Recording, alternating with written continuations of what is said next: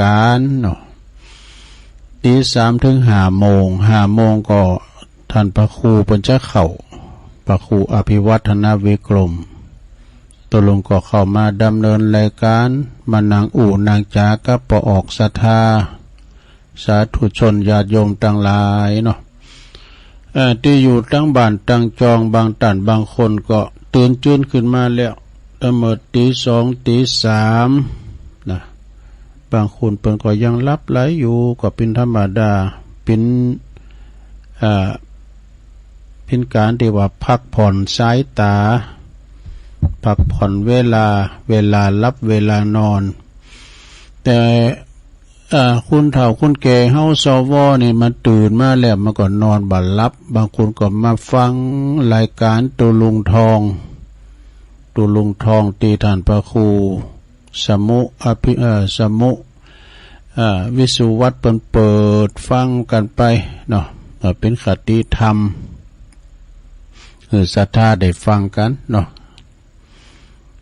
ก่อนอื่นที่ตุลุงจะได้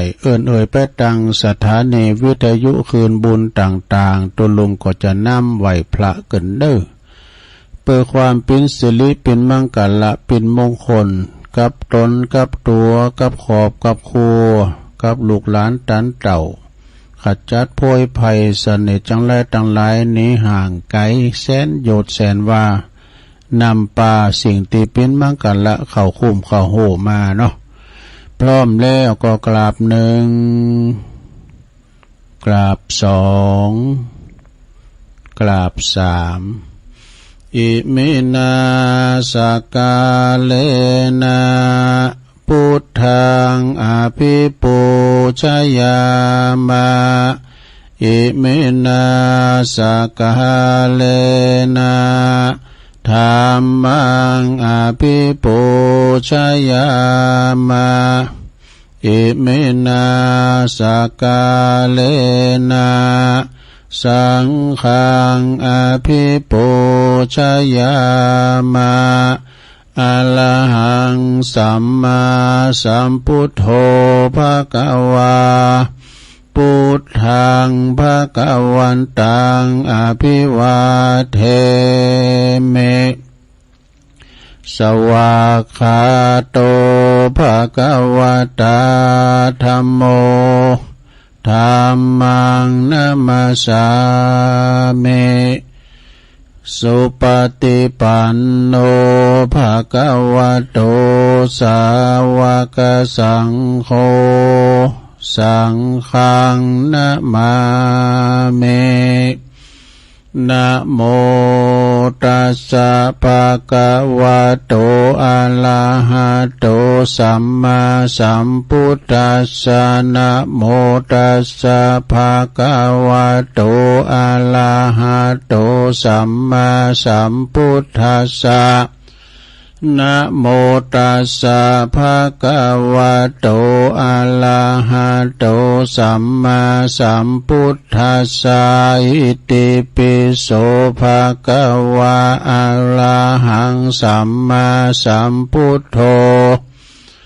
วิจาจารณะสัมปันโนสุขโตโลกวิทูอนุตตโลปุริสธัมมาสาลาธิสัทธาเทวมนุสสานังพุทโธภควติสวากขาโตภควตาธัมโมสันติติโก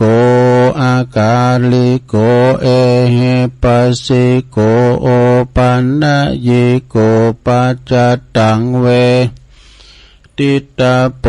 วินโยเหติสุปฏิปันโนภค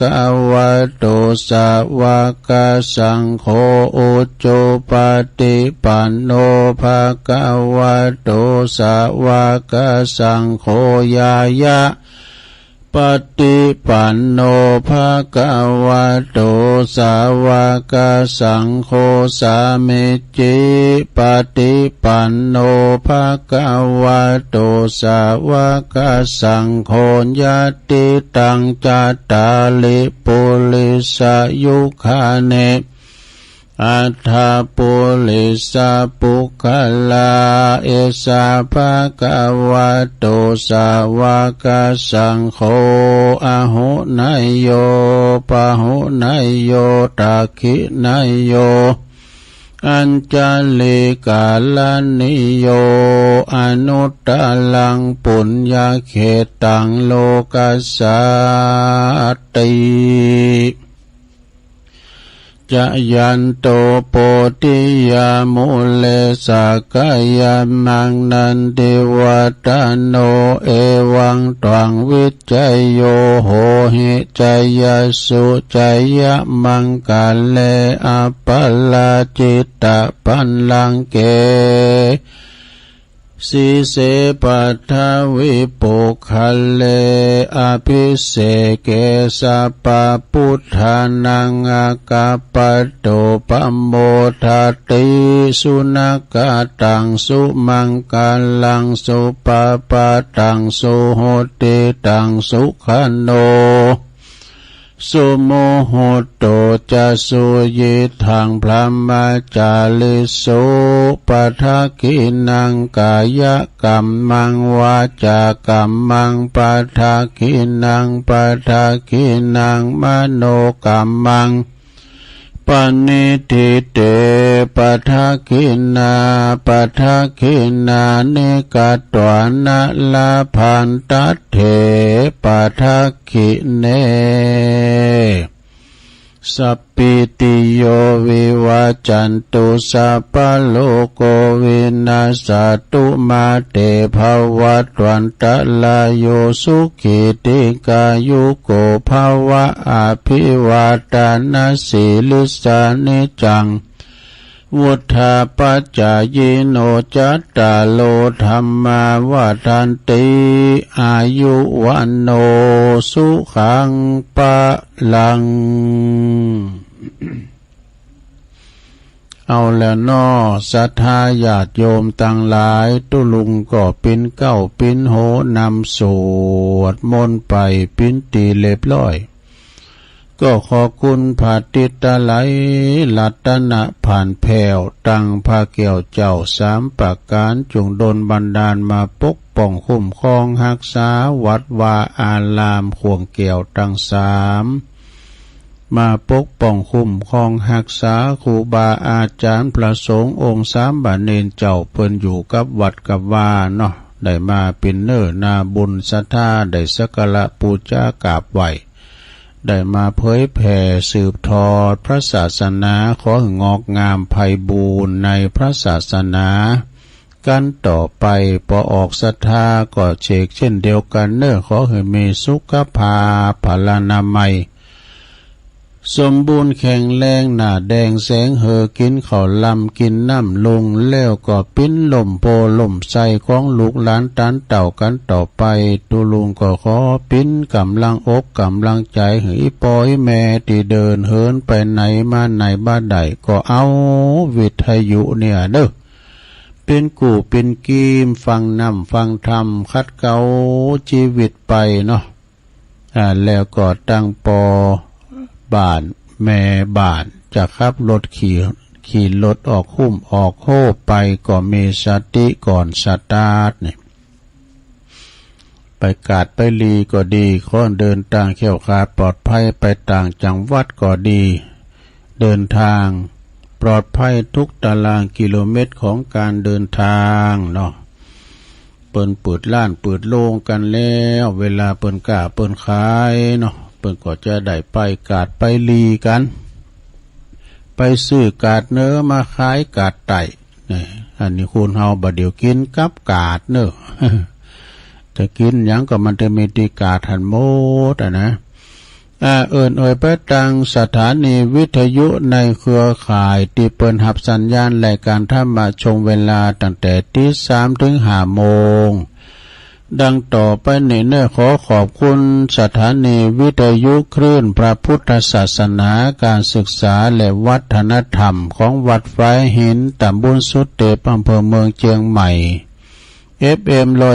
104.50 เมกะเฮิรตซ์โดยเมตตาบารมีธรรมอาจารย์พระครูสมุวิศวัตรวรกิจโจ อันนี้เปิ่นปิ้นผู้อำนวยการเนาะลิงสัญญาณเปิ่นเปิดขึ้นหุงเลยจบตัวลุงทองก็มาฟังรายการตัวลุงต่อแล้วก็ขอบคุณสถานีวิทยุคณะสงฆ์อำเภอฝางตั้งอยู่ที่วัดพระพุทธบาทอุดมน้ำบ่อสาวาสำนักวิปัสสนา FM 100.25 เมกะเฮิรตซ์โดยเมตตาบารมีธรรมหลวงปู่พระครูสุจิตานุรักษ์หลวงปู่ใหญ่เจ้าคณะอำเภอฝางขอบคุณตุปีจำเริญโชติธรรมโมตุปีสุเทพโดยอันนี้เป็นเจ้าหน้าที่ลิงสัญญาณไปพี่น้องไม่อายชัยประการฟ้างก็ฟังกันหลงไหลขอบคุณสถานีวิทยุแดนดินถิ่นล้านนาอยู่บ้านโฮโงตำบลนำบ่อหลงสันปัดตอง FM 103.50 เมกะเฮิรตซ์โดยคุณลุจิสมบัติเงาคำนี่สองเถ่าเฝ้าหลานขอบคุณสถานีวิทยุคลื่นธรรมะของซุ้มซนวัดห้วยตองซักตำบลคงเปาอำเภอจอมทอง FM 98.75 เมกะเฮิรตซ์โดยเมตตาบารมีธรรมอาจารย์พระครูวาปีวรมานิชและก็เป็นลิงสัญญาณพี่น้องโซนไต่ซ้ายไต่ก็ฟังกันไปขอบคุณสถานีวิทยุมนเสียงธรรมจากอำเภอแม่แจ่มวัดบุพาราม FM 106.25 เมกะเฮิรตซ์โดยเมตตาบารมีธรรมหลวงปู่พระครูมงคลวิสิทธิ์หลวงปู่ใหญ่เจ้าคณะอำเภอแม่แจ่มแล้วขอบคุณท่านพระประหลัดอุทัยถึง2อุทัยโดยขอบคุณสถานีวิทยุเน็กเนลเรดิโอ FM 96.75 เมกะเฮิรตซ์ตั้งอยู่ที่บ้านจงตำบลทุ่งกวาวห้างหุ้นส่วนจำกัดอนุสรณ์เรดิโออำเภอเมืองปานจังหวัดลำปางขอบคุณสถานีวิทยุชุมชนคนเหนือเขื่อนตั้งอยู่ที่บ้านดงดำอำเภอฮอดจังหวัดเชียงใหม่ FM 90.75 เมกะเฮิรตซ์ขอบคุณสถานีวิทยุเพื่อการศึกษาและพัฒนาอาชีพเรดิโอเน็ตเวิร์ก FM 103.00 เมกะเฮิรตซ์อำเภอเมืองจังหวัดลำปางขอบคุณสถานีวิทยุเรดิโอเน็ตเวิร์ก FM 99.50 เมกะเฮิรตซ์วิทยาลัยเทคโนโลยีเพื่อการจัดการกฟผ.แม่เมาะลำปางขอบคุณสถานีวิทยุวิทยาลัยสงฆ์นครลำปางตั้งอยู่ที่วัดบุญญาวาสวิหาร FM 106.50 เมกะเฮิรตซ์โดยอาจารย์ดร.จิรศักดิ์ปันลำอาจารย์แอมเป็นลิงสัญญาณไปตั้งลำปางโดยขอบคุณสถานีวิทยุศรีคำเรดิโอบ้านนาเหลืองนอกอำเภอเวียงสาจังหวัดน่านFM 92.50 เมกะเฮิรตซ์อันนี้เป็นเจ้าของสถานีวิทยุ ของคืนบุญต่างๆทำให้เปิดหมู่นี้เปิดกล่องสัญญาณไปพอหลงแม่หลงเขาก็ไม่ได้ฟังตุลุงก็อุดตึกห้องสี่เหลี่ยมเนี่ยมาตึงผิวไปไหนตุลุงเปิดวิทยุปุ๊บต้องเสริมสัญญาณไปที่วัดปากตั้งเจริญวัดปากตั้งเจริญในปิ้นโหจ่ายไปแต่ละสายกันอาจารย์สมุวิศวัตก็หับเอาสายใหญ่แม่เบสใหญ่ แม่ไข่ใหญ่ไปก็ฟังกันองค์ขลงในเมืองก็อันนี้เป็นเจ้าของสถานีต้องขอขอบคุณเจ้าหน้าที่ดีเจทุกคืนตัวเปิ่นก็มได้รับได้นอนเปิ่นเฝ้าวิทยุนะ เปิ่นเฝ้าวิทยุกันไปศรัทธาการฟังนำฟังธรรมฟังเทศก็สลับซับเปลี่ยนกันไปบางตนบางองค์เปิ่นก็เก่งไปต่างเทศนำเทศธรรมบรรยายธรรมเหล่าขาวพองก้าจ้อย ก็จะมีไปตามแต่สไตล์แต่ละต้นแต่ละองค์ไปตัวลุงก็เอาเก่าพองใหม่พองนะบางทีก็ซ้ำซากไปพองก็จะไปว่ากันเพราะว่าเวลามันหนักแต่ศรัทธา2 ชั่วโมงเนี่ยมันจะให้มันดีให้มานางอู่นางจ๋านี่สดาบางทีมันก็กำตึกเหมือนกัน กึดไหนบ่ได้ไหนก็เอากรรมเก่ามาเล่ามาว่าพองเอกสถาเนาะเอากรรม1-2 ชั่วโมงเปิ้นเตดทำนี่ว่างานศพงานปล่อยตึกหมอชั่วโมงเดียวได้เนาะนะสัมเตย่ำถึงชั่วโมงเตดทำบรรยายก็ตามเตดทำมันมรดกทำสาธโวก็ตามแต่น่าตามมาฟังเนี่ย2 ชั่วโมงนี่จะมีกระตุลุงทองนะเด้อสมัยแต่ก่อนงานเขากำสังฆาเตดธรรมมหาจัดเวสสันดรจาดกาอนันต์เปิ้นได้ทุกครบวงจรตึงตลกปกห้ามีขัดดีธรรมโดยแล้วก็เสียงเปิ้นก็โมนโดยตุลุงทองวัดโสพนารามนี่นะถึงว่าบัดเดี๋ยวนี้ก็เป็นเสียงอมตะฟังก็ถึงเบิ่มกายเนาะการเฮาจิตใจบ้าโมนมาก้าเอามาเปิดฟังตุลุงทองตุจกเนี่ยโอ้มันก็ผ่อนคลายไปเป็นกันเด้อเปิ้นมีขัดดีธรรมแอบแฝงโดยมันจะว่ากันไปเลยก็มใจเหมือนกับกรรมคุณเฮาเนี่ยคุณเฮานี่เกิดมาปุ๊บเนี่ยมันจะมีกรรมที่สินนินทากันนะเปิ้นว่านะเปิ้นว่านินทากาเลนั้นเหมือนเทน้ำไม่ชอกช้ำเหมือนเอามีดมากรีดเห็นแม้แต่พระปฏิมายังราคินเหตุฉันไหนมนุษย์เดินดินของเราจะสิ้นคนนินทา ฟังคติธรรมตุลุงทองนะเปิ้นว่าจะไปเดือดร้อนห้อนใจอย่างกับกำนินทาเนี่ยเพราะว่าภัยนินทาเฮาบ่ได้ยินบ่ใส่ใจก็เฮาก็สบายหรือว่าภัยเอาข่าวมาให้เฮาฟังก้ามสังกาเราน่าจะขวัญถามว่าเฮาทำใจได้นะจังมันเตอะอีนะจังมันเตอะเฮาก็สบายไปคนนินทานะมันเป็นยาชูกำลังเลยนะตุลุงทองว่านะอันเป็นยาชูกำลังก็ที่จะเตือนตัวเองว่าเขาติสินนินทาหรือว่าเขาชมเฮาก็จะได้หูโตว่าถ้าเฮาเป็นอย่างที่เขาว่านั้นเฮาก็จะได้ปรับปรุงโตเก่าเฮาน่ะเฮาก็จะได้เฮาจะไปโกรธไปเกลียดถึงเขาทำไมน่ะถ้าเฮาไปโกรธไปเกลียดเขานั้นก็เฮาเรียกว่าเฮายอมแพ้กับตัวเอง อันนี้เป็นคติธรรมที่นำมาสู่ศรัทธาญาติโยมทั้งหลาย คุณเฮานี่ คุณที่สอบเฮาก็มีหนักมีหลายที่คุณจังเฮาก็มีหนักมีหลายคุณหักเตาพื้นหนังคุณจังเตาพื้นเสือเปิ้นว่านะเมื่อว่าเฮามีคุณจังแล้วก็ยอมธรรมดาเขาจะต้องนินทาเฮาเป็นธรรมดามันจะมี2 อย่างเนี่ยเปิ้นเรียกว่าโลกกธรรมทั้ง8มันเป็นกูกันโดของหยังก็ตามมันเป็นกูกันบาปก็มากับบุญนี่น่ะเนาะศรัทธาฮ้อนก็มากับหนาว โลกธรรมทั้ง8ก็มีลาภก็เสริมลาภเนี่ยมันกูกันโดมียศก็เสริมยศเนี่ยแล้วก็มีสรรเสริญก็มีนินทามีสุขแล้วก็มีทุกข์นี่มันเป็นกรรมของกูกันทำคู่กับโลกคือโลกกับธรรมมีถึง4กู8อย่างด้วยกันนะเปิ้นจังเฮาเปิ้นก็นินทาเฮาไผจะมาหักเฮาตลอดเวลานะไผจะมานินทาเฮาตลอดเวลานะเฮาถ้าเฮาสนใจเนาะอย่างกรรมกาเลเหมือนเทน้ำเนี่ยจังมันเตอนะอภัยมันเฮกันหอมกึดหนักกึดหลายนะเขาก็ว่าแสดงว่าเขายังกึดตึงหาเฮาอยู่ คิดถึงเฮาอยู่นะเขายังนึกกึดใจถึงเฮาอยู่อันนี้ก็เป็นธรรมดาอย่างพระเจ้าตุลุงยกคำกลอนตอนหนึ่งว่าเมื่อมั่งมีมิตรมากมายหมายมองมา เวลาเฮามังมีสีสุขปุตโต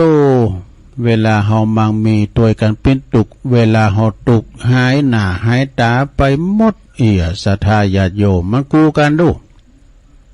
ก็นับว่าเป็นเพื่อนแท้มิตรแท้กับมิตรเทียม มาคอยปิ้นเหลือปิ้นยุ่งมากินก็กินด้วยเฮาไอ้น่ะลองกะลองเฮามีกะมดเนื้อบาดาโตแม้เมื่อไม่มีเม็ดมองเหมือนหมูหมาแล้ว พอมันหมูมันหมาตัวหนึ่งมันได้กินยอดเขาหรอกเนี่ยเมื่อมอดม้อยมรณาแม้หมูหมาก็ไม่มามองแต่กันเนาะมันเป็นสัจธรรมเหมือนกันศรัทธาญาติโยมทั้งหลายเพราะฉะนั้นจะไปถือเป็นจริงเป็นจังชีวิตของเฮานี่มันแน่นอนนะสิ่งที่มันบ้านแน่นอนสิ่งที่แน่นอนก็คือสิ่งที่บ้านแน่นอนอย่างเปิ้นว่ากันน่ะคุณเฮานี่เกิดมาก็เพราะว่ามีกรรมเป็นของตัวเองจะไปเกิดหนักเกิดหลายเราต้องเกิดว่าอย่าไปลืมว่าคุณเฮานี่เกิดมาแล้วต้องแก่แน่นอนเมื่อสูงไว้มาเมื่อแก่แล้วอย่าลืมอย่าลงเรื่องว่าเฮาต้องป่วยต้องเจ็บเป็นเจ็บป่วยเมื่อไข้อย่างแน่นอนต้องไปโรงยุกโรงยานะ ไปบำบัดความป่วยความพยาธิอัมพาตในตนในโตลองไปเดียวในโรงโรงยุกโรงยาน่ะป้อมมีตีนหนังตีนนอนตัวลงถึงจางว่ากันไปเข่าแถวน่ะแล้วมันนางให้ตีแหละคือกันเดียวเพิ่งขึ้นห้องเขาเพิ่นห้องแลดคิวเหมือนกันนะหมอน่ะแล้วก็อย่าลืมอย่าหลงว่าเฮาก็จะต้องตายแน่นอนคุณเฮาเดี๋ยวนี้ตึงหวานบึดกอดตังไตบึดกอดตังเนื้อตุ่มต่ำนะสะทาคุณเฮาเกิดมาแล้วก็ต้องตายก็อย่าหลงลืมว่าเฮาก็จะต้องปัดภาคจากของหักของสอบใจแน่นอนแล้วก็อย่าหลงลืมว่าเฮาก็ต้องเป็นไปตามกรรมตามเจตนาแน่นอนเฮามีกรรมเป็นของตนเพราะว่าเป็นของตนเฮามีกรรมเป็นผู้ให้ผลเฮามีกรรมเป็นแดนเกิดเฮามีกรรมเป็นพวกพ้องเผ่าพันธุ์เนี่ยเฮามีกรรมเป็นตีปึงอาสไลเฮามีกรรมแต่เพราะว่าเฮาทำกรรมเฉกเช่นใดดีหรือชั่วก็ตามเฮาจักได้รับผลของกรรมนั้นๆสถากรรมนี่นะมันมีเต ตุลงก็ไปหันตีพอลงสุมเมตแก่เก่าพอลงเสียวเฮานี่นะประสงค์มาให้พอจะไปทอดแท้เนี่ยคุณเนี่ยเปิ้นมีแขนเนี่ยเปิ้นมีแขนเนี่ยเปิ้นบกขอก็ได้คุดลู่ก็ได้นะเปิ้นนั้นเอาพอนะในคลิปนะบกดินสินต่อได้หมดก็ใจกรรมหมดโทรสารสารสุ่มกับสารเสสารตะกานะเอาปากเอาให้สำเร็จนะจากออกมาใจปากหมดเนี่ยเป็นกันหันแล้วก็เป็นกรรมนะกรรมไผกรรมมันแล้วก็กรรมด่อยตั้งหนึ่งขึ้นเด่นตั้งหนึ่งนะสระอันวันเนเฮ้ยกรรมมุนาวัตติโลโกสัตโลกทั้งหลายก็ยอมเป็นไปตามกรรมก็คือการกระทำของเฮานั่นเองเนาะส่งผลให้เฮาทำเตอก็ได้ทำดีทำเตอก็มาปะกับความชั่วก็คือเฮามีกรรมเป็นเผ่าพันธุ์เฮามีกรรมเป็นผูกกำเนิดเฮานี่ก็จัดแล้วปังหลังกรรมนี่มันบ่ลืมเจ้าดอก พูดถึงว่ากรรมนี่มันลืมเจ้าแม่แต่ว่าเป็นอัครสาวกของพระพุทธเจ้าอย่างพระโมคคัลลาเนี่ยเปิ้นอย่ามาสดใส่กรรมนะมีหันจาดึงเปิ้นได้คำปอคำแม่เบิ่เนี่ย แต่งเป็นโจรเนี่ยเป็นโจร500เกิดตายเกิดมาก็มีหันจาดึงเกิดมาได้เป็นตุเจ้าเป็นอัครสาวกพุทธเมลิตมีเดชสามารถเหาะเหินดำดินบินบุญได้ก็ยังก้านกรรมก็เลยหือกรรมเนี่ยหือมันสดใสกรรมนะจัดใดจัดหนึ่งหือมันเลี้ยวกันไปนี่นะเนาะนี่ศรัทธาญาติโยมทั้งหลายเป็นไปตามกรรมเนอะเฮาพอเปิ้นมีมือมีแข้งมีขาเนี่ยแล้วขึ้นศาลกุยหยังใดบกขอบกก็ได้ขุดมันลูก็ได้อันนี้เพราะว่าอย่าทอดแท้เปิ้นมีแขนบ่ยังสู้ชีวิตนี่นะอันนี้ทำอย่างหนึ่งนะศรัทธา เอานี่เอาของอัน สปาบ่ขี่ก็เนาะสมมาเด้อมันใจกำหยาบนะขี่ดีก็มีนะขี่พึ่งนี่ขี่ปุจจ้าดู อันนี้เป็นของไว้คติคำคมข้อคิดคำคมข้อคิดคำคมคาลมต้นลุงธรรมพระครูพิสุทธิ์ธรรมสุนทรโอ้เมื่อลำได้ว่าเอาไว้หน่อยเนาะเปิ้นว่าขี่ที่เฮาปูจุ้มปูจ้าในขี่พึ่งโด เวลาว่าเฮามีการไม่งานต่างอำเภอโดยหล่อไก่เคียงกอดตามปุ้นเปิ้นจะไปเอาตีพระครูวิจารณ์ธรรมทัศน์ตุลุงชัยนะ วัดไร่พัฒนารามเนี่ยกำเป็นสีปลายนะสุดนะไม่เป็นสีปลายบุก็ทำเป็นอันเต้นสีเนี่ยนะสดาเป็นเขียนอักขระโมโดตัวเมืองโบดเต้นวิปัสสีกาเต้นนวโลกุตละธรรมเก่ากาเต้นมงคลใส่มงคลคว้ากาเต้นใจเต้นทาสีเต้นบาทน้ำมนต์ไม่หันหมดศรัทธาญาโยมเต้นรถเคาะเลาะน้ำยังก็มีหันหมดอันนี้แปลว่าเต้นห่อมาสีเอามาเป็นขี้ผึ้งนะขี้ผึ้งแต้เนี่ยนะก็เต้นเวลาเปิดจะบทผัดเจ้าก็มีงานจะหลุบจะร้องก็เปิดจะเชิญคุณมาจีเต้นก็มาจากวัดหนองผำไล่พัฒนาราม ตุปิชัยเนี่ยเปิ้นมีหันหมดสัปปะปิ้นนักเทศนะแล้วก็ปิ้นพระนักพัฒนาป้ายป้อก็เวลาว่าพี่น้องลูกหลานสบายเจ็บป่วยเมื่อไข้ปิ้นหมอยาด้วย ยาตึงจิตตึงใจอีน่ะเอาเจนเต้นไปจิไปเอาผ่ายันนี่ไปอีน่ะแปะห่อแปะมานบ่ได้เนาะขี่ตีเปิ้นปูจ้าก็คือขี่พึ่งขี่ตีบ่ได้ปึงในบ่ได้ขี่จิโดโรเศรษฐีขี่จิอะไรเศรษฐีตีนแมว ขี่จิบ่ก็ขี่จิในบัทนีด้วยกรรมไทยแปลว่ากรรมที่มาในธรรมว่า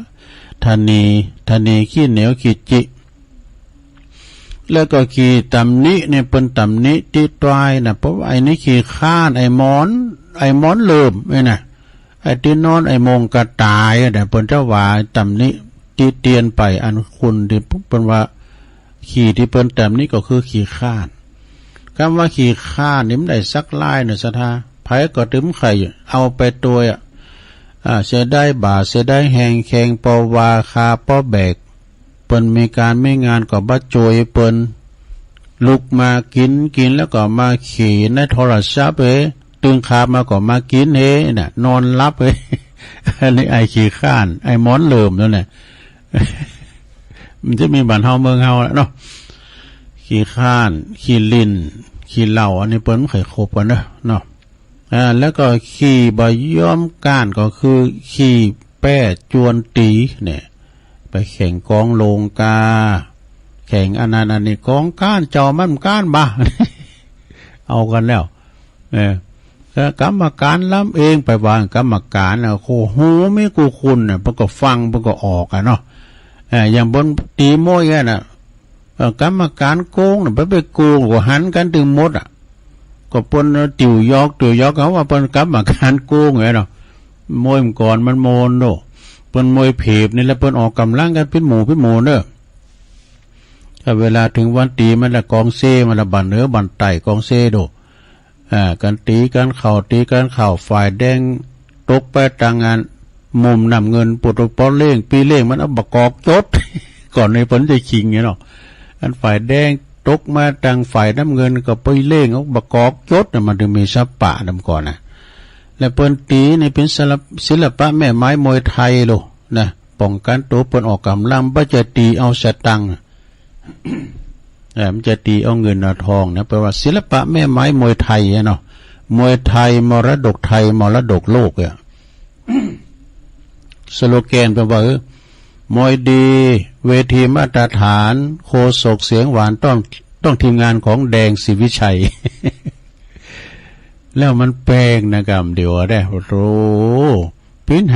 50,000บ่เนี่ยเนาะ ถึงไหนแล้วแล้วก็ขี่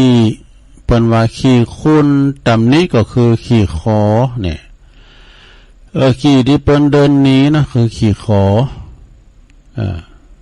ขี่ ขี่ขอนี่มันขอหมดก่อนนี่ตุลุงสมัยดูดมะลีน่ะก็เฮาปั้นมะลีปัจจดีก็มาเยี่ยมปั้นลูกบ้านมาก็เด็กก็ขอมะลีแล้วต่อเนี่ยขอต่อคุณมักเหมือนกันนี่ก็หางแพงมันก็บ่ขี่ขอยังหันยังขอหมดขี่ไปหาหมอก็คือขี่โรคขี่ไข่เป็นเจ็บป่วยเมื่อไข่นะไปหาหมอได้ลงเดี๋ยวนี้ไปโรงยุกโรงยาเนี่ยคุณเฮาเนี่ยมันหมอกควันมาย้ำเสียงเตอแล้วความห่อนมาบดบังทำแล้วอดเอานะลงนะสักวันฝนก็ต้องตกนะเวลาว่ำเดี๋ยวนี้มันแดดมันแดงแล้วก็แต่ไปตากแดดให้หมอเปิ้นสั่งว่าฮื้อพองเปิ้นบอกว่า เวลาเขาไปไหนมาห่อนนี่นะจะไปกินน้ำเย็นกำเดียวเนอะน้ำกัดนะน้ำที่เปิดออกจากตู้เย็นนะมันร่างกายเขานี่ปั๊บบัดเต้นวะมันช็อกนะมันจะช็อกกินน้ำอุ่นไว้ก่อนเนาะกินน้ำอุ่นก็ดูว่าซิมอิ่มนี่ ฟังกำหมอในหลวงเนอะโรคภัยไข้เจ็บเนอะไปหาหมอหาหมอคนเฮาเนี่ยมันเปลี่ยนไปซะปะโรคความดันไขมันเบาหวานก้ำสังเนี่ยมันมีกันหมดนะสะทาตุลุงก็ปนก็3 เดือนในนัดเตอนึมเดือนเนี่ยผ่อนคลายไปพอวันนี้แต่ก่อนนี่เดินในนัดเตอหนึ่งนะมันก็คนเฒ่ามาก็ไปตามไว้นะสะทาเนาะแต่ความดันไขมันเนี่ยกะเปิดก็ตกยามากินก่อนนี่ไม่ได้กินด้วยแต่การไปหาหมอเนี่ยมันต้องได้กินกุกรรมแล้วก็ต้องไปกุกรรมเปิ้นนัดก็ไปนะขี้ที่เปิ้นบ่ปรารถนานี่ก็คือขี้ยาขี้เหล้าโดศรัทธาญาติโยมมันนึงมีประจำโดขี้ยานี่เปิ้นบ่ให้กินบ่ให้จ่ายนะขี้เหล้านี่ยังได้อยู่รัฐบาลบ่ยังเปิดกว้างเนาะการเป็นยุคเป็นยานี่เปิ้นยับนะถ้าเป็นขี้เหล้านี่กินแล้วเปิ้นก็ถึงว่าหยังมีร้านเหล้าตองก็เปิ้นกินจุกันเป็นหมู่เนี่ยมันถึงไหลหากันโดสังคมใดสังคมนั้นบ่ถึงไหลหากันคุณมักเหมือนกันเปิ้นว่าถาดเดียวกันนี่นะเนาะปะพวกที่ว่าติมหวานน่ะเพราะว่าเราหวานบ่น่ะ บ่เดือนนี้มันเคยมีหัวร้านเหล้าตองนะเปิ้นบ่หิมน้ำตาหุนตั้งเปิ้นเปิดละมันอันตรายรถมันหนักกำแจมสันแล้วอันขี้เหล้านี่นะซะนะ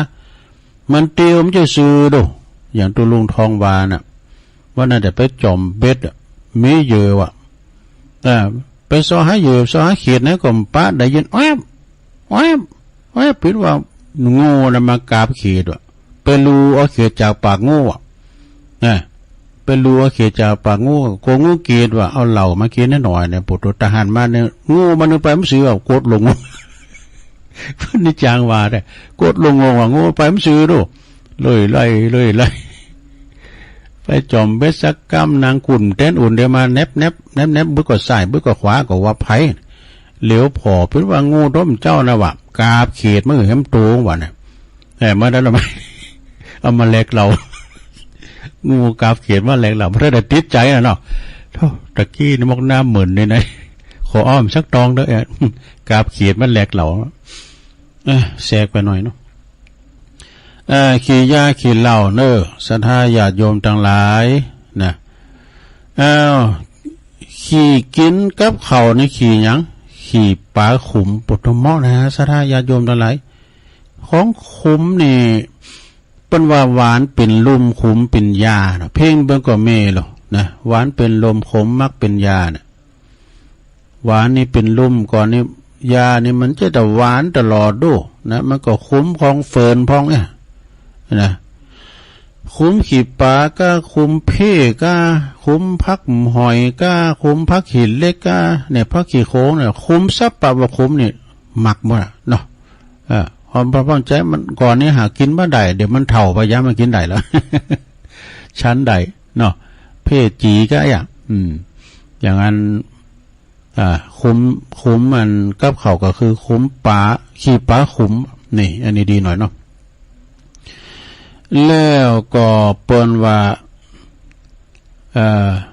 ขี่ตีติดเนื้อตัวเฮาก็คือขี่ไข่เนี่ย ขี่ตีในจากเตาไฟก็คือขี่เตาแล้วก็ขี่ตีเปิ้นเราก็ขี่ปากโอ้ยเป็นขี่ปากเจ้าบ้านเฮ้ยนะไผพองที่เป็นขี่ปากเจ้าบ้านก็มีหลายอย่างระดับผู้นำทั้งนั้นเด้อเพราะว่าจะปิ้นปอแควนปิ้นปอหลวงปู่จอยอบตนายกแม่นหมดสดาตุโลงก็เหมือนกันนี่ปิ้นตุกโลงนู่นนะก็คนตึงบ้านตึงจองตุเจ้าตุนเดียวจะเหมือนใจเมื่อกันตึงบ้านมันยอมปินไปบ่ได้นะโลเนาะมันยอมปินไปบ่ได้มันก็คัดแย่งกันพองเนี่ยมันเนี่ยก็ตามมันจะดั่งใจเฮาอ่ะมันบ่เหมือนกันมันจึงมีหันอย่างหนึ่งเนาะคุณเดียวจะเหมือนใจกันคุณตึงบ้านนี่ก็ปินไปบ่ได้นี่ซะละขี่จมเพิ่นว่าขี่เหลาเนาะขี่ปากของเจ้าบ้านนะเปิ้นเล่ากันนี่นะขี่ปากแล้วก็ขี่กันขี่กินกับหมากก็คือขี่สิเศษเนี่ยสิเศษนี่ก่อนนี่มันมีโดที่เปิ้นเกี่ยวหมากตุลุงยังจำได้เพราะว่าพี่ตายแม่ก็เกี่ยวหมากเนาะมันมียาขืนนี่มีปูนมีปูมีหมากมีสีเศษเนี่ยมันมีหลายอย่างนะซุปหมากวันนี้นะไม่หันซับปะอะไรไปคุ้นคว้าไปแล้วจะตั้งหันบาทเอาไว้เสือเต็มเลยลักทั้งเปิดไปเนี่ยอันนี้ซุปหมากขี่สีเศษนะอันนี้นะขี่ที่เปิ้นพิษเนตนะก็คือขี่ลักขี่ขโมยในบดีเตขี่ลักขี่ขโมยนะขโมยกับโจรเนี่ยมันเป็นปีกับน้องเอาให้ดีก่อนเนาะสถาโอ้ขอบคุณเด้อตุปีธรรมเขานะตุปีธรรมหรือว่าท่านคาลมตุลุงธรรมวัดบ้านใหม่กระหม่อมทองตำบลนครเจดีย์อำเภอป่าซางคติคำคมคาลมตุลุงธรรม พระครูพิสุทธิ์ธรรมสุนทรก็สถาเอามาแก่คัดพองสมเตอตุลุงก็เอาของปนนั้นปนนั้นนี่มาเดี๋ยวก็เอาของอาจารย์นิพนธ์พองเอกะนะมาเล่าสู่จู้กันฟังถึง2 ชั่วโมงอย่างตุลุงวาน่ะต้องเกมหอมยังมาเด็กๆมากกว่ามันนางอู่ป้าก่อมใจมันต้องหาข้อมูลนะลุงเนอะแต่ก็กรรมมันตึกปองก้าต้องเกมไว้นะสาธาโยมเยี่ยมให้มันดีนะต้องเกมโดยเนาะเอามาในเน็ตพองนะในเน็ตก็คือเป็นสูงมาพุทธิธรรมคนเดิมนี่อันนี้เป็นตำแหน่งรองเจ้าคณะอำเภอลีเอาของเปิ้นมาให้หน่อยเนาะอันนี้มุมมองที่ควรมุมมองพิจารณานะเปิ้นมีคำกรต้องหนาให้หน่อยหนึ่งเปิ้นว่าการทำดีไม่ต้องมีใครรู้เห็นเขาจะว่าเรานั้นเป็นคนสร้างภาพเพราะอย่างน้อยชีวิตนี้ยังมีโอกาสดีกว่าพวกปากตลาดไม่รู้จักทำดี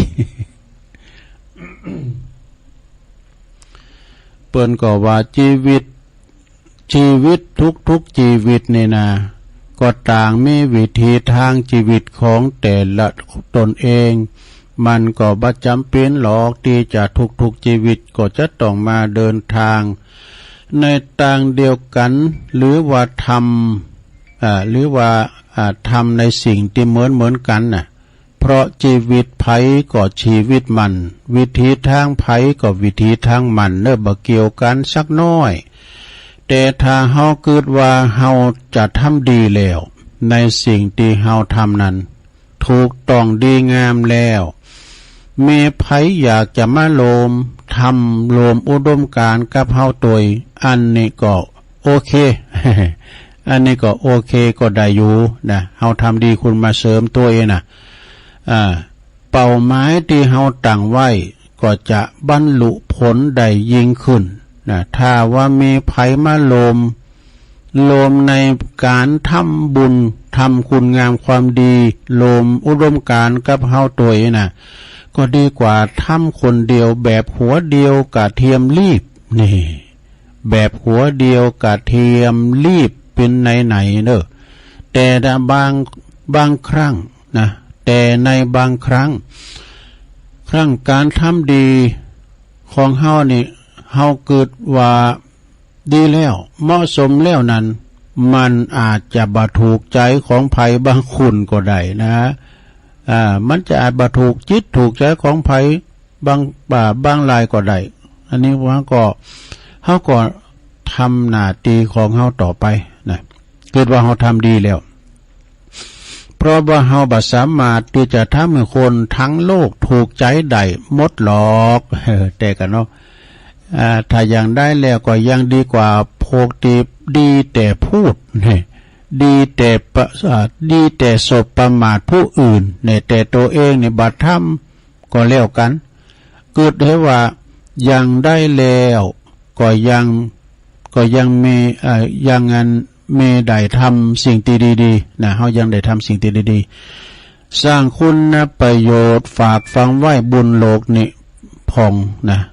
ถ้าว่าเฮาเกิดว่าเฮาจริงใจต่อตัวเองแล้วเฮาบ่ได้สร้างภาพแล้วเนาะก็บ่หันจะต้องไปแค่ขี้ปากของไผเลยยังไงซะนะยังไงซะความจริงมันก็คือความจริงอยู่วันยังคำแหละถ้าเฮาเกิดว่าเฮาทำดีแล้วถูกต้องดีงามแล้วเฮาก็จะไปต้องโกไผมาทำล่ะใช่ไหมนะนี่ใช่ไหมจบสาระมีตัวฝรั่งมันนี่หน่อยตัวอังกฤษตัวลูกก็อ่านได้เนาะมีคำกรแถมบทหนึ่งต่อได้ใครทำดีได้แล้วมีแนวทางเนี่ยใครปล่อยวางได้ถูกที่เห็นดีเห็นหมากชีวิตดูดีไม่ยากเย็นใครเดินเป็นก็ไม่ยากลำบากใจเนี่ยหากยามใดเราทำดีแล้วมีสุขทุ่มให้สุดใจที่มีที่ทำได้ใครจะมองว่าสร้างภาพช่างประไลไม่ให้มองไปเพราะมันไม่เกี่ยวกับเราเนี่ยตาของเขาอย่าเอามาเป็นภาระเขาจะมองกะเกณฑ์ยังไงตามใจเขายังไงซะมันก็ไม่ใช่ชีวิตเราที่เขากล่าวเอาแค่มันไม่ใช่ความจริง เพราะความจริงอยู่กับสิ่งที่เราสร้างจงมองข้ามความกังวลจนจิตนิ่งหากที่เขานั้นพูดมามันไม่จริงก็ไม่ใช่สิ่งที่เราควรเอาใส่ใจคำพูดใดหากพูดมาไม่สร้างสรรค์เรื่องคุณค่ามันเป็นหมันไม่ได้ใช้ผลที่มีก็จะสะท้อนกลับคืนไปถึงคนพูดอย่างสะใจในสักวัน อันนี้ก็เป็นคำกรต่อได้นะศรัทธาญาติโยมทั้งหลายเพียงแค่พูดแต่ไม่ทำมันก็แย่ถ้ามีแค่ทฤษฎีนี้ก็ห่างชั้นไม่ปรากฏออกมาเป็นรูปธรรมดูแล้วเหมือนก็ยังย่ำอยู่ที่เดิมเนี่ยหากยังคิดที่จะเดินทางสายเก่าเดินเหมือนเต่าไม่ทันการดูห่างเหินไม่ทำการแต่กลับนั่งทำตายเยิ้มเริ่มต้นดีก็มีหวังดังนี้แหละจบละศรัทธา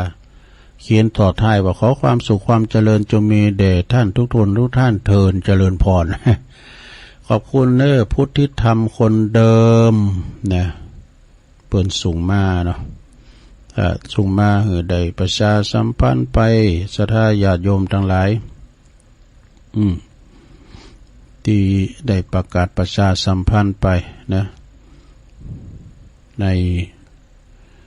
บุตรเดี๋ยวจะได้ จะได้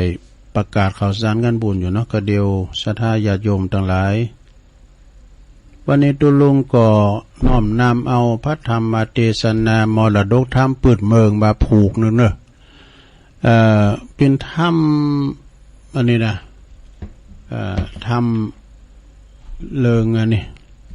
เป็นธรรมเมืองทรงที่สองก็จะเตดนำเตดธรรมปูเท่าสอนหลานนี่วะธรรมโอวาทปูเท่าสอนหลานนี่มันเป็นจะใดก็เดียวก็อดหาดาฟังตอนต่อไปเนาะแล้วจบนั้นแล้วตุลุงก็จะมาประกาศข่าวสารงานบุญหลายวัดเนาะโดยเฉพาะก็วันที่5นี่เด้อวันที่5นี่ก็ที่วัดปากตั้งเจริญ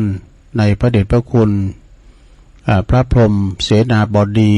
เจ้าคณะภาค7กรรมการมหาเถรสมาคมวัดปทุมคงคาก็จะมอบตราตั้งรองเจ้าคณะอำเภอนะก็เดี๋ยวก็มาประชาสัมพันธ์ศรัทธาได้ฟังกันเนาะแล้วก็หลายข่าวด้วยเนาะสำหรับพี่น้องตั้งบันวายเนาะวันนั้นเปิดมาซักเก่าดำโหอาจารย์พระครูอภิวัฒนวิกรมแล้วโลดขึ้นมาบนดอยเจ้าอ่านวันพุกเด้อวันพุกก่อนวันรายการตุลุงก่อนเด้อแล้วก็พี่น้องตั้ง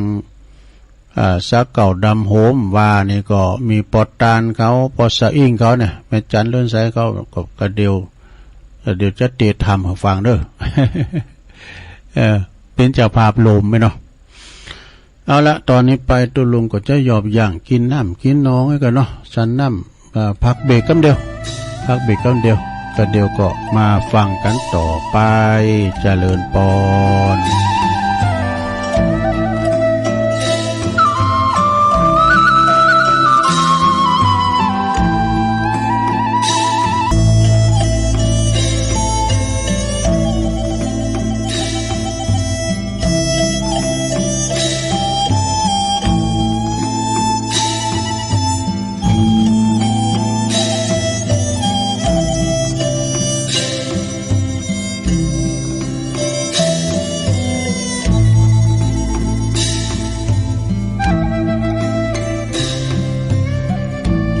เอาแล้วศรัทธาญาติโยมทั้งหลายมาพบมาปะกันในชั่วโมงที่2นะในรายการสัพเพเหระปกิณณกะขอนลุงไก่แจงซึ่งวันนี้ก็รับผิดชอบบริหารเวลาโดยอาตมาภาพตุลุงยองเนาะได้รับมอบหมายจากอาจารย์พระครูอภิวัฒนวิกรมซึ่งเป็นประธานหรือว่าเป็นผู้อำนวยการขึ้นสีขาวเพื่อชาวประชาได้มาเข้ารายการเป็นว่าจบจากตุลุงใน5 โมงก็เป็นจะเข้ารายการอยู่เด้อศรัทธาเนาะก็ฟังกันไปก็ขอบคุณปอสะอิ่งเนอพลกลางเปิ้นอยู่บ้านลายแก้วแต่ว่านี่เปิ้นมาหับตุลุงไปที่ไหน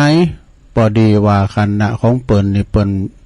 มาถวายเพลที่วัดปากตั้งเจริญ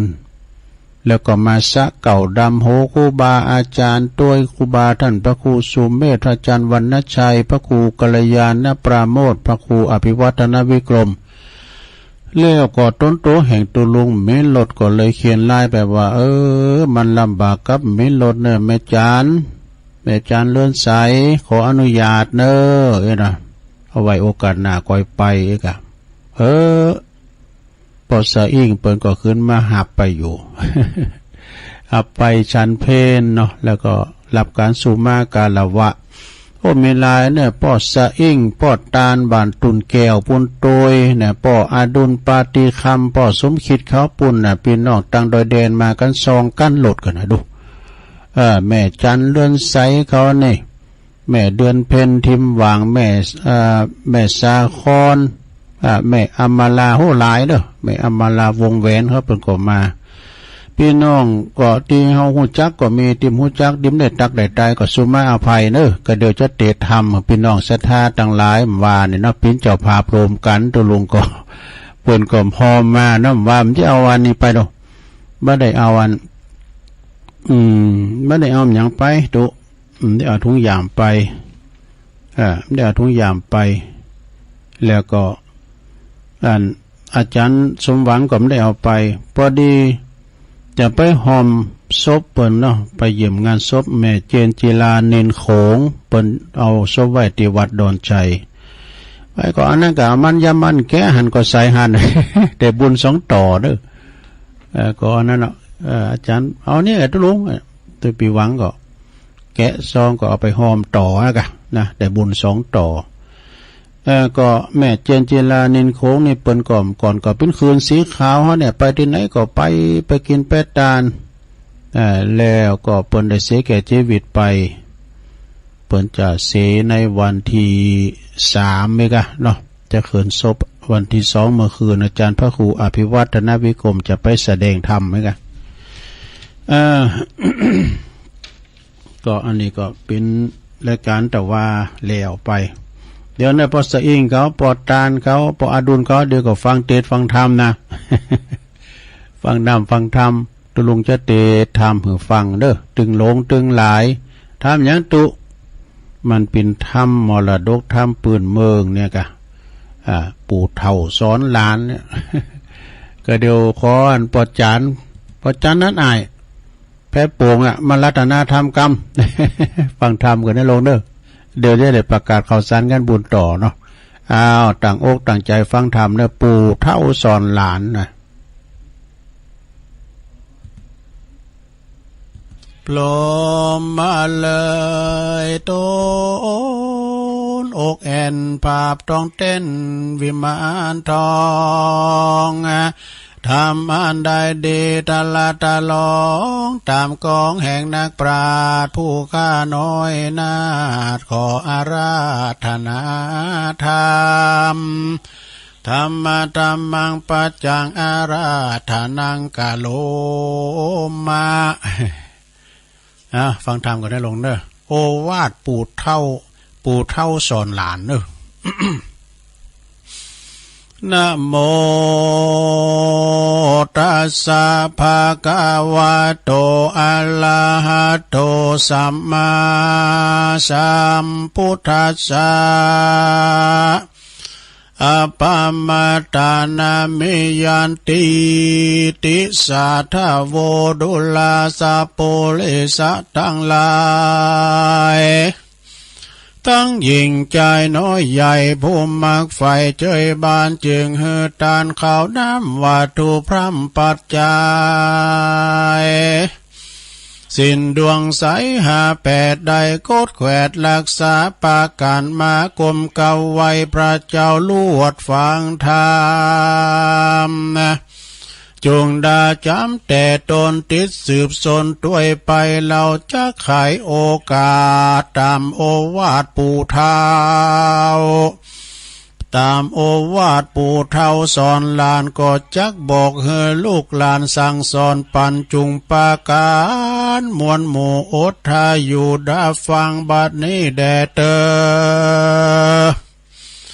อนิจจังวัฏสังขารละอันว่าสังขารทั้งหลายนี่นะมันบ่เที่ยงรู้ความเงียงแพ้พานย่อมมาเหมือนกันจู้ผู้ทวนกู้สัตว์และคนย่อมมาบันดลคดค้ายมีเกิดแก่เจ็บตายปัดภาคตามเก้ารากสังขารบ่เป็นการมันแก่นหากมามีแต่แม่นเป็นไม้พ้องเกาะมาตายไปก่อนพ้องเกาะมาตายย่อนปลายลูนตามบาปบุญแต่ใดอันสร้างไว้ไผ่มันจักมาตันตอบใส่เหือใดไล่แหล่ดีกันกาลีกับอากาหยาบกาทำบาปนาบาปจักป่าตกทอดลงสู่ยอดอเวจีสวยตุขีอาวะไมหมื่นปีได้เป็นตาลากันกำนันนากราดกลอย บาปเมน้อยเหลือเศษใดมาเกิดในเขตเมืองคนทุกทาลนไม่อาอดกันเขาและน้ำเปียที่ซ้ำลุมลามีอายุวาสาก็มาหมิ่นสันบ่ลอดคันปนาบ่ลอดดันปันตายต้านต่างหลายมวลหมู่จุงพลัมรู้ตามเมกันว่ากาตำบ่ดีนั้นโสดเป็นทุกโทษปายลูน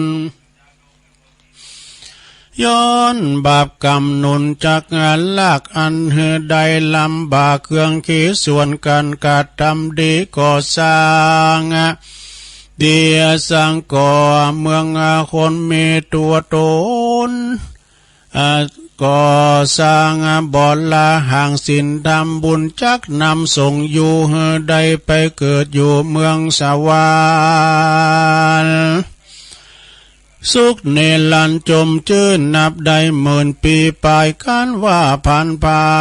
ยมาเกิดเอากำเนิดเป็นคนมีตัวตนงามอาจพันพิลาศโสภา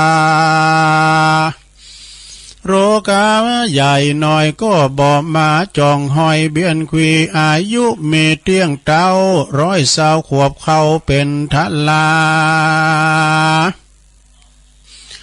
บ่เครื่องกาไม่เอาตุกคำเจ้าสวัสสาดีเข้าขอกเมบ่ไหลดูตั้งใจเตตานสุขสำลานจื้นจ้อยดังไฟห้อยผาทันนาและนาต้านต่างลายมวลหมู่อันนั่งอยู่ฟังธรรม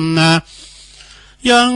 มีกรรมโอกาสอันเป็นโอวาทปู่เฒ่าสอนหลานได้บอกเล่าสารสั่งสอนปันว่าอย่าปากันประมาทอย่าได้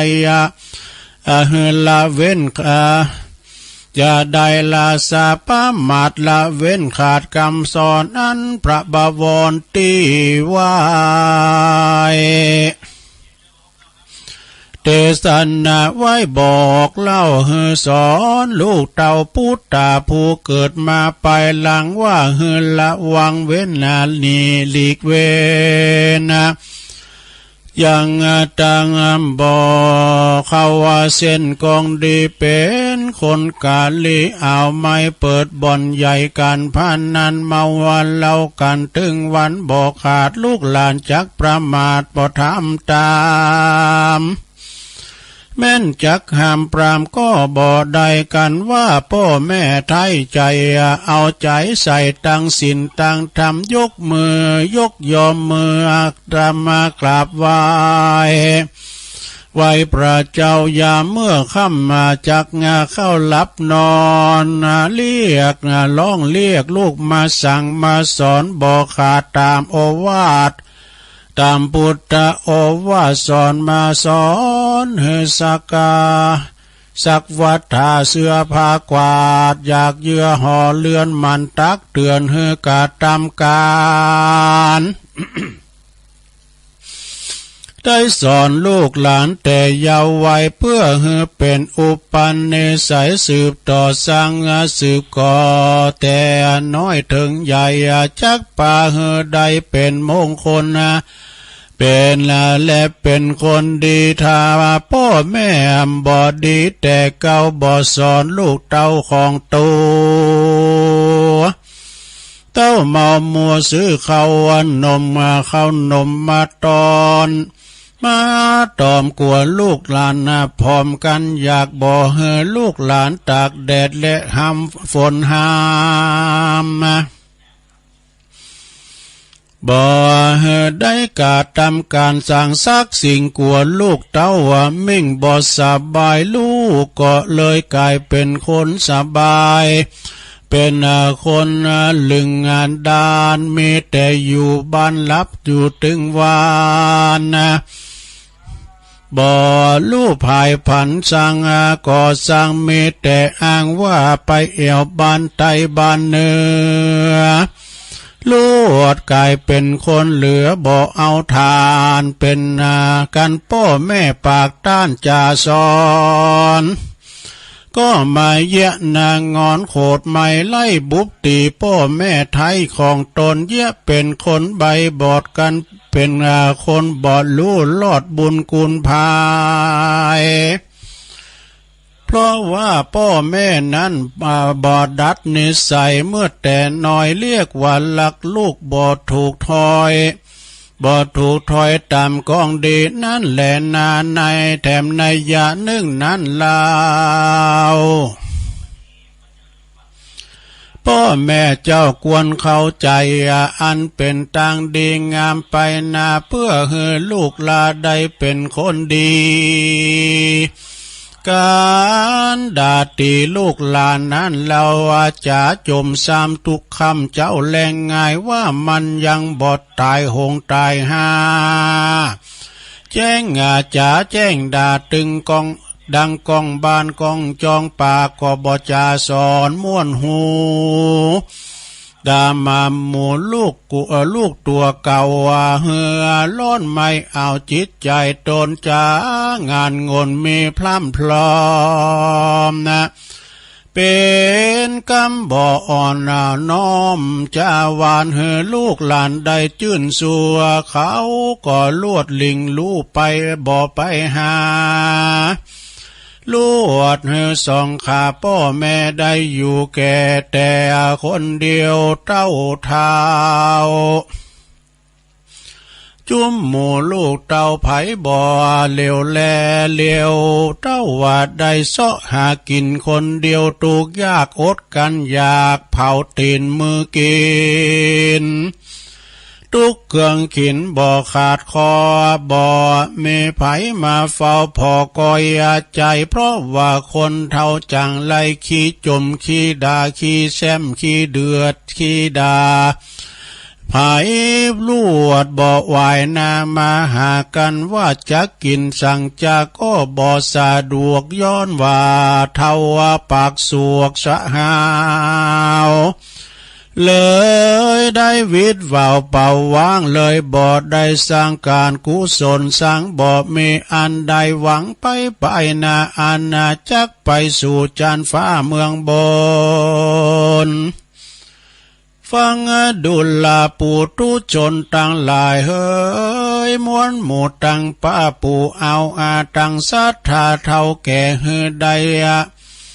เฮือได้สั่งรวมแต่ว่าจากำอู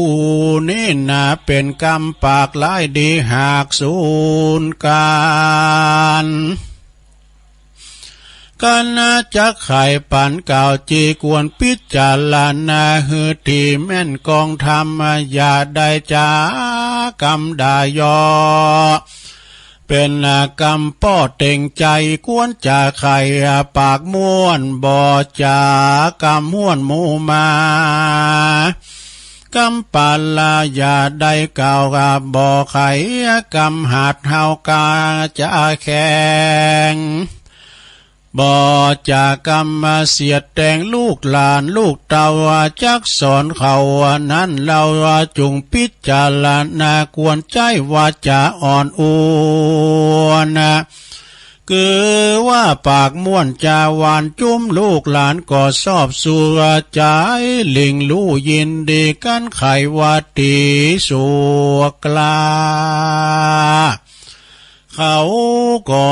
จักบิดนาเบือนเนกันไขวาจีก็คือกำปากอย่าได้พิษปากจากกองธรรมการไข่กำปากม่วนไผ่ก็ล้วนไข่มาหาอยู่ตัวกันบ่ถึงบ่รวยตุกยากเขาทุกลำบากเล่หล่นย่อมจักมีคนอินดูคุณนา มีเมตตาช่วยกรรมมาหือใดหลวงล้ำต่างผ่านลางคนนั่นลูกหลานเรียกว่าปู่ว่าป่าซ้ำตอบตาว่าคิงฮาเป็นกำจ่าอันบ่สุภาพเขาเลยบ่ใครกราบนบนับถือบ่ใครยำตือเป็นคนเฒ่าคนแก่เขาก็บ่ดูแลเขาก็มาดูแควนว่าคนพ่อแม่บ่สั่งสอน ลูดต่างลุ่มดอนนั้นใส่เขาลวดกลับไว้เขาลวดบอกกลับไว้วันตาจักสอนเขานั้นนาก็ยากย้อนว่าเขาหากบอกฟังกรรมนั้นแหละนาสัทธาตังอาลายเฮยมวลหมู่อันนั่งอยู่ใหญ่ๆฟังธรรมไปจาใจเฮจังใช้เอาสารเอาเป็นยานผาเสดนำมาไปเกิดเมืองสวรรค์อยู่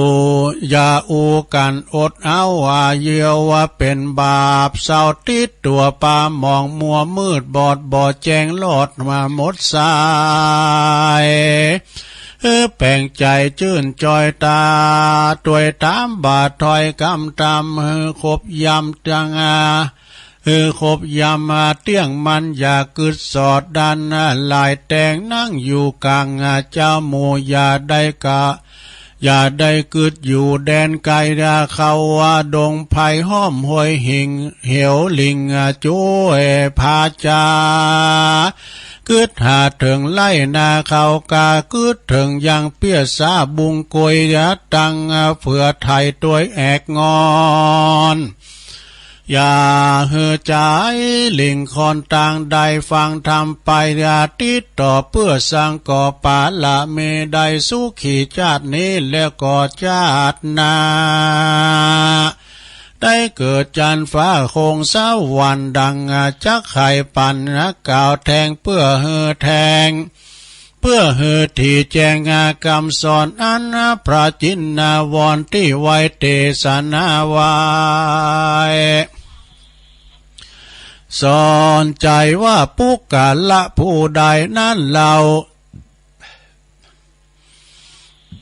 ขัวกรรมบาปเศร้ากาลีลู่เอาตนนี่หลีกเว้นออกจากตังเส้นมัวดามแล้ว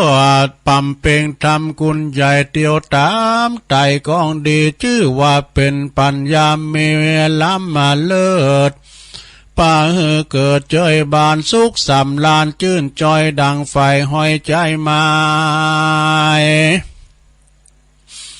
ดูลาต้านต่างลายมวนหมู่อันสออันล่าสอดอยู่ดอเดินจรในวัดด้านก่อนกว้างใหญ่บ่ปูจักกล่าวไว้สอนใจว่าปุกกะละผู้ใดใจหยาบมักกะทำบาปเวรกรรมบ่เมสินทำสักอย่าใจเฮาหาดปาลาคาสัตนาน้อยใหญ่บ่เตียวไต่กองทำลักของลักบังเอาเข้าของตั้งเงินทองผู้อื่นอันเขาบ่ยื่นวางปันไม่ใจพันลิงลูเอาตังจูกาเมซอสาแอลซออนาเปียแอลซอเปียยิงอื่นมาจมจื่นยินดีตัวเมียตัวเมอยู่ไกลบ่มักไฟเป็นเมียส่วนยิงลางคนนั่นลาวก็เมใจบาปเศร้าปาลาป้าใจมาจื่นสู่เอาเป็นกู้สัมมาลานแม่นจักไข่ขานโอกาสอย่าก็อย่าประมาทวางลาบ่มุสาจูหลอกจากอูออกกรรมใดเป็นไปด้วยซื่ออย่าได้พิษกองธรรมบ่ไข่กรรมหาว่าด่วนกันว่าเราอูบ่ม่วนจ่าบ่วานกันว่าเราอูม่วนจ่าวานจุ้มหมู่ลูกหลานก็มาหักกันว่าเราอูนักจ่าลายลูกหลานต่างหลายเขาก็มาจักจังกันว่าเราอูเสียงดังสัวกลาเขาก็จักบิดนาเบือนนี้กันว่าเราจะกำดี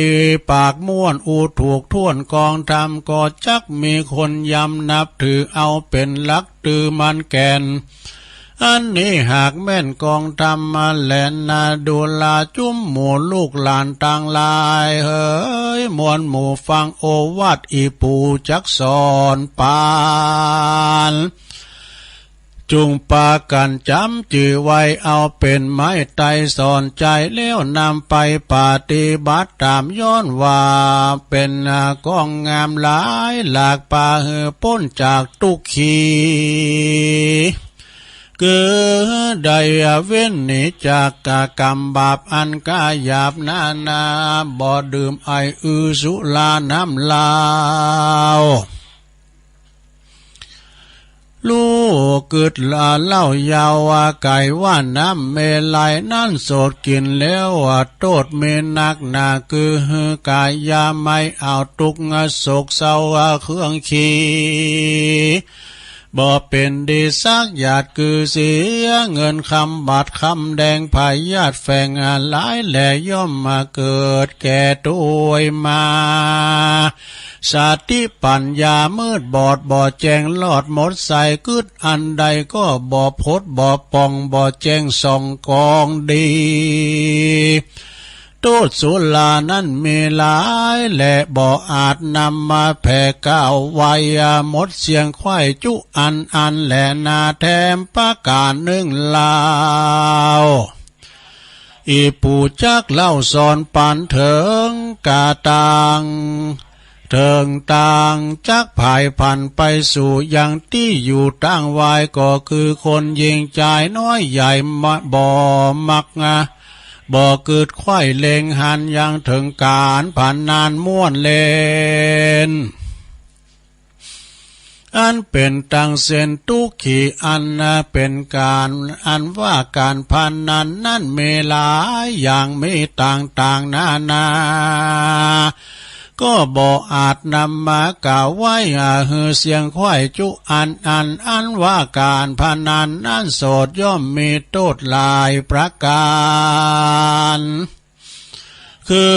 เสียการเสียงานหน้าตีดังเก่าที่ยาวาไปคือเงินคำบาทใสนะคือเงินคำมาใส่บาทใดอันจักใดหามานั้นยากทุกลำบากเครื่องขีการพนันมีบ่อเว้นนำเงินไปเล่นถึงวันยามโจกตันมาค่อยยามเล่นได้คำขาก็นำมาก็มันสาใจ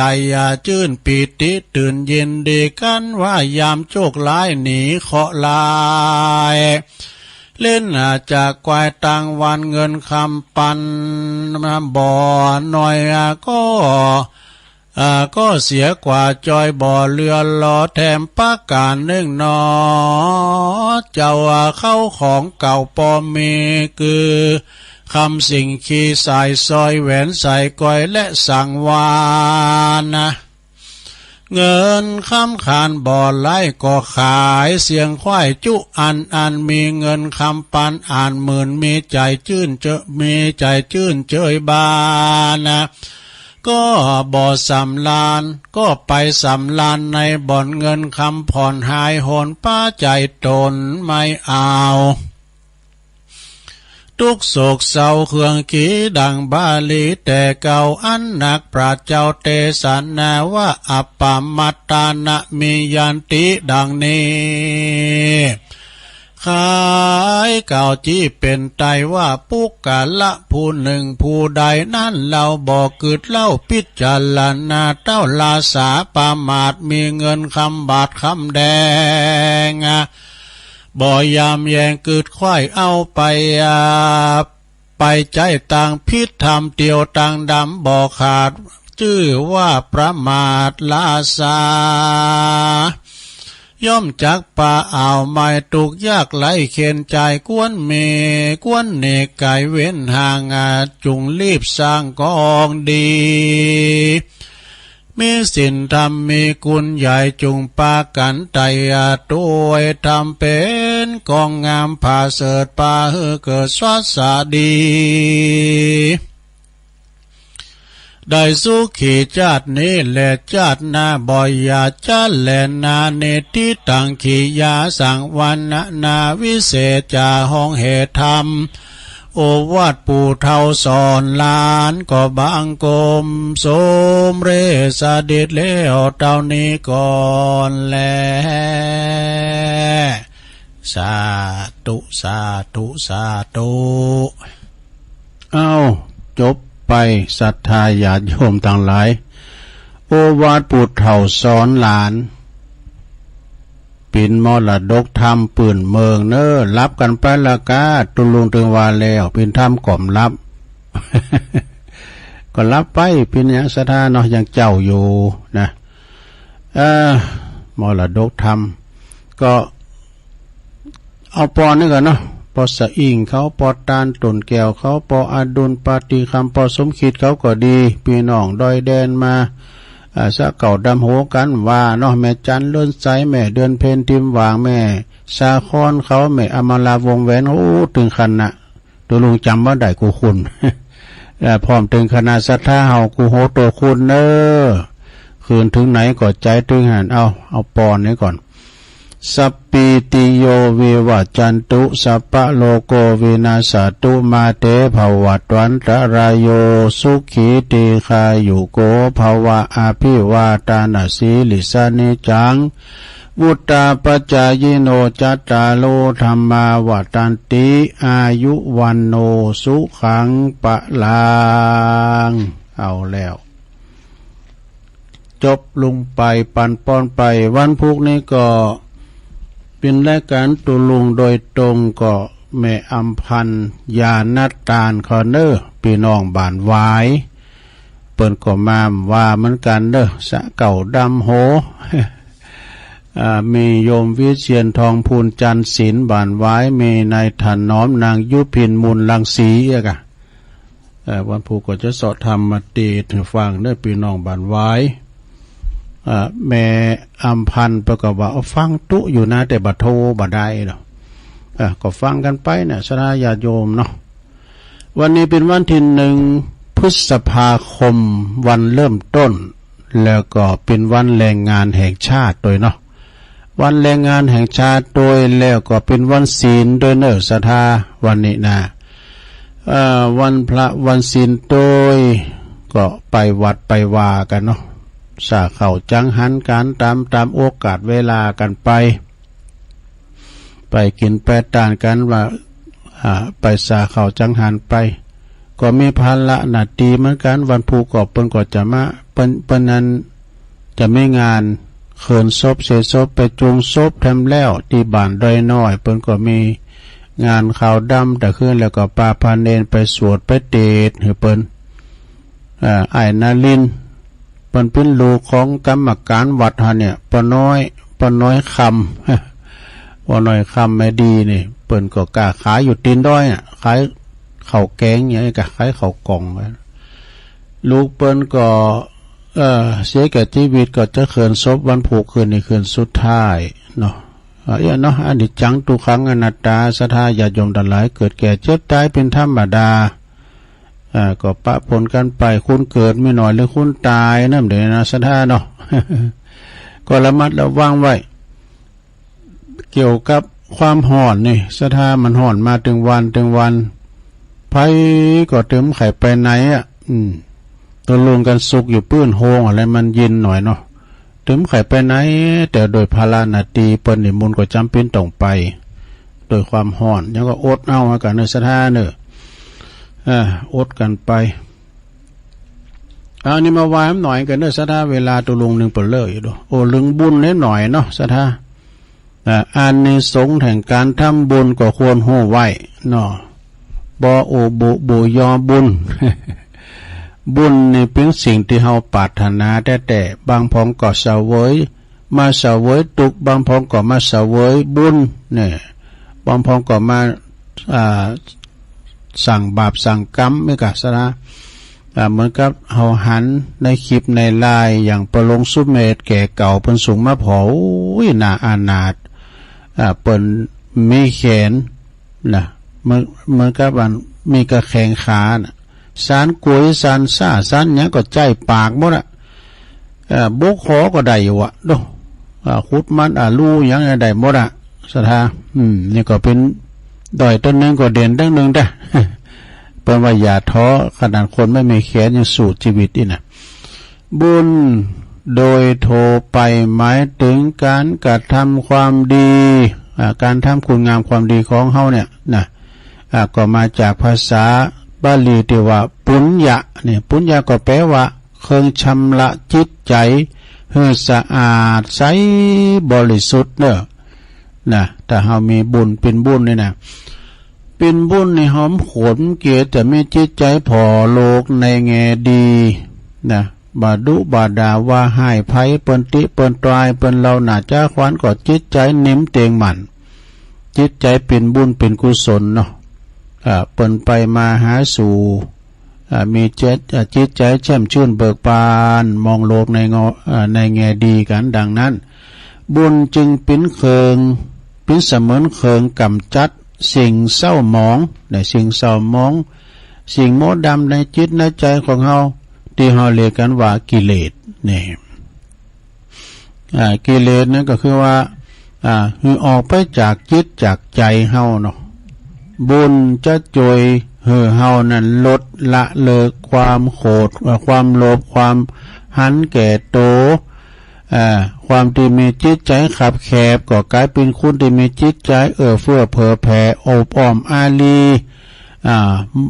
หมายว่าปันเขาปันของให้เปิ้นไม่แจกกินแจกด้านอันนี้ก็คือว่าบุญ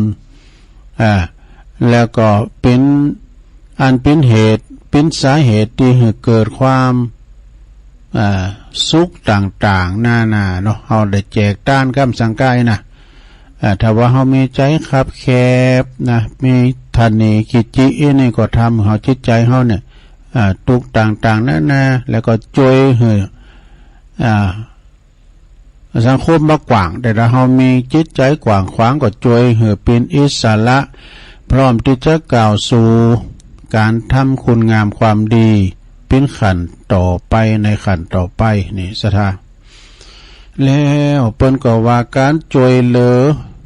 เปิ้นมนุษย์หรือว่าสังคมโดยวิธีต่างๆถ้ามือเฮาเนี่ยได้รับบุญกุศลต่างๆมากมายซึ่งในที่นี้ได้ร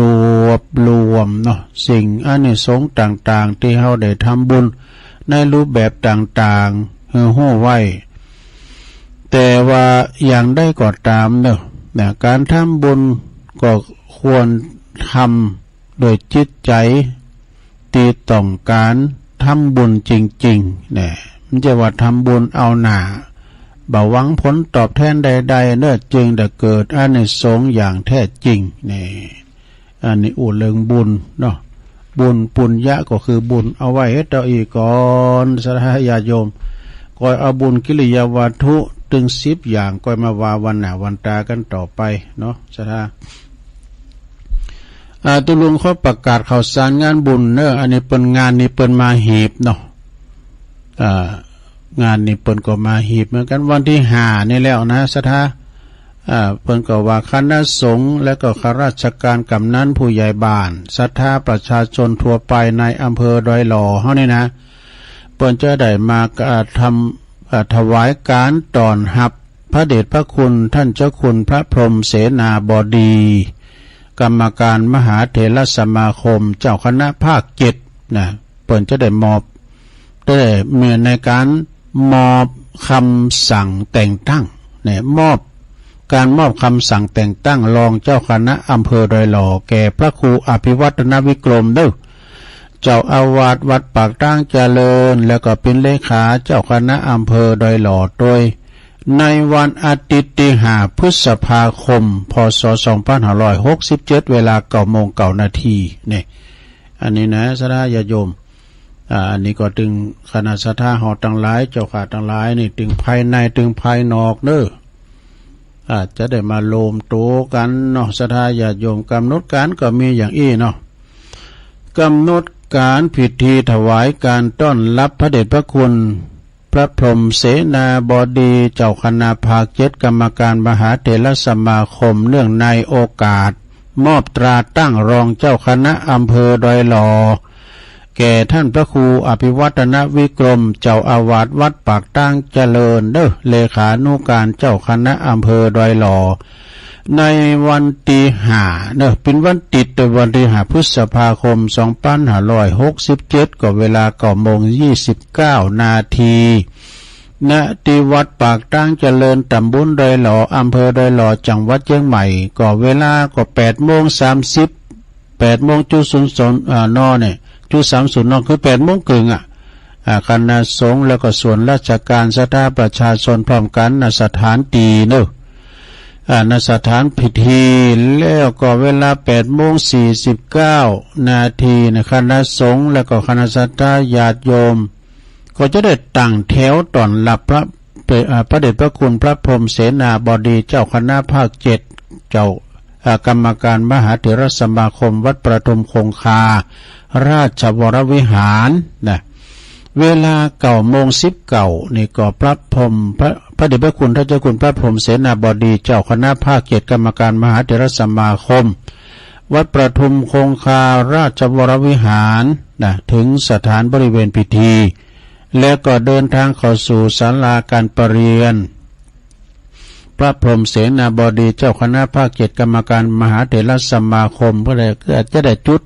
ธูปเทียนปูชาพระรัตนตรัยแล้วก็ไหว้พระต่อจากหันนั้นก็อาจารย์พระครูอภิวัฒนวิกรมรองเจ้าคณะอำเภอดอยหล่อถวายเครื่องสักการะนายสุทธิชัยตรีสินสัตย์มีรักษาการแทนนายอำเภอดอยหล่อก็จะได้ถวายเครื่องสักการะเพราะกำนันบุญทรัพย์ปัญญากำนันตำบลดอยหล่อก็จะได้ถวายเครื่องสักการะแล้วก็ว่าที่ร้อยตรีสุรพงศ์กับวังนายกองค์การบริหารส่วนตำบลดอยหล่อก็จะได้ถวายเครื่องสักการะนางอารีพันจันทร์อันนี้เปิ่นเป็นผอ.สำนักพุทธสำนักงานพระพุทธศาสนาจังหวัดเชียงใหม่เปิ่นจะได้เป็นผู้ที่อ่านตราตั้งรองเจ้าคณะอำเภอดอยหล่อและก็อ่านตราตั้งเลขาเจ้าคณะอำเภอดอยหล่อและก็เลขารองเจ้าคณะอำเภอดอยหล่อต่อจากหานนั้นก็พระเดชพระคุณพระพรหมเสนาบดีเจ้าคณะภาค7กรรมการมหาเถรสมาคมก็จะได้มอบตราตั้งรองเจ้าคณะอำเภอดอยหล่อแล้วก็เลขาเจ้าคณะอำเภอดอยหล่อแล้วก็เลขารองเจ้าคณะอำเภอดอยหล่อและต่อจากนั้นก็เชิญแขกผู้มีเกียรติเจ้าภาพและประเคนทายธรรมแด่พระสงฆ์พระพรหมเสนาบดีเจ้าคณะภาค7กรรมการมหาเถรสมาคมก็จะได้กล่าวสัมโมทนิยกถาพระสงฆ์อนุโมทนาก็จะเป็นเสร็จพิธีเวลา 11 โมงก็จะได้ถวายภัตตาหารเพลแด่พระสงฆ์แล้วก็แขกผู้มีเกียรติที่มาร่วมงานรับประทานอาหารกลางวันกันกำหนดการอันนี้อาจจะมีเปลี่ยนแปลงตามความเหมาะสมอันนี้ก็เป็นรายการศรัทธาญาติโยมต่อหลายรายการมอบตราตั้งรองเจ้าคณะอำเภอก็จะมากันหันหมดวันที่5ศรัทธาวันที่5เป็นวันติดหน้านี่แล้วกันวันที่5นี่ก็คือหมายความว่าคณะสงฆ์ถึงไปในไปนอกถึงส่วนราชการหมดเพิ่นก็จะมาพร้อมอกพร้อมใจกันที่ศาลาการประเรียนโคแก้วอารามทั้ง3ของวัดปากตั้งจนมีทีเดียวหลวงพ่อท่านพระครูสาธุกิจจานันท์ยันนี่เป็นมามอบตราตั้งเจ้าคณะอำเภอโดยหล่อที่วัดปากตาดอยหน่อยเป็นมา 2-3 ตีกันแล้วแต่วันที่5นี่มาตีเดียวว่าเฉพาะวัดปากทางเจริญนี่หลวงพ่อบอกฉะนั้นก็ศรัทธาญาติโยมตามที่อาจารย์ท่านพระมหาสมชาติชาตปัญโย